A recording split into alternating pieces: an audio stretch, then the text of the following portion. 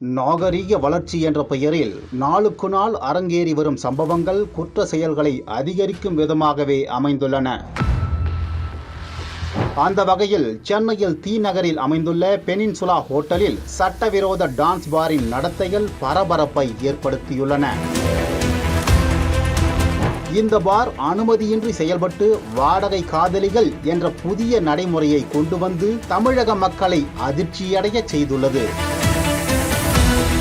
இந்த வாடகை காதலிகளை விரும்புவோர் தேர்ந்தெடுத்த பின் அவர்களுக்கு டோக்கன் வழங்கப்படும்.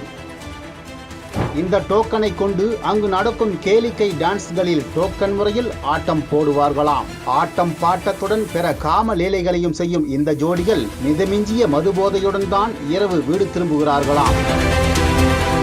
இந்த ஹோட்டலில் 1000 ரூபாய் நுழைவு கட்டணத்தை செலுத்தியவர்களுக்கு 200 ரூபாய் மதிப்புள்ள டோக்கன் ஒன்று வழங்கப்படும். அந்த டோக்கனை கொடுத்து பிடித்த வாடகை காதலிகளுடன் ஆட்டம் போடுகிறார்கள். அது குறித்து வெளியான வீடியோ காட்சிகள் அங்கு ஆடும் பெண்கள் தங்களின் வாழ்க்கையை பாதுகாப்பதற்காக தங்களது வறுமையை போக்கிக் கொள்ள இதுபோன்ற காரியங்களில் ஈடுபட்டு வருவது தெரிய வந்துள்ளது.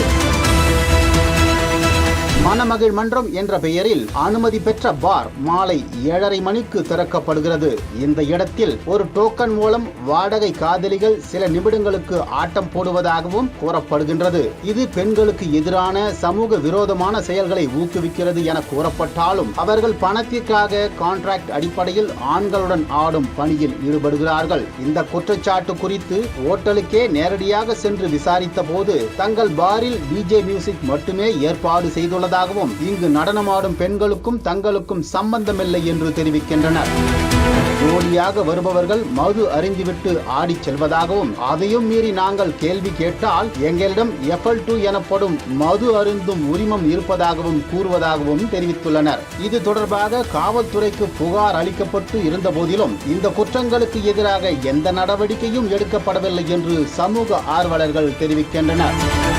வறுமை காரணமாக பெண்களை வாடகை காதலிகளாக மாற்றுவது பெரும் குற்றம் என்று சமூக ஆர்வலர்கள் தெரிவிப்பதோடு காவல்துறையினர் உடனடியாக இந்த பிரச்சனையில் கவனம் செலுத்தி நடவடிக்கை எடுக்கப்பட வேண்டும் என்றும் வலியுறுத்துகின்றனர்.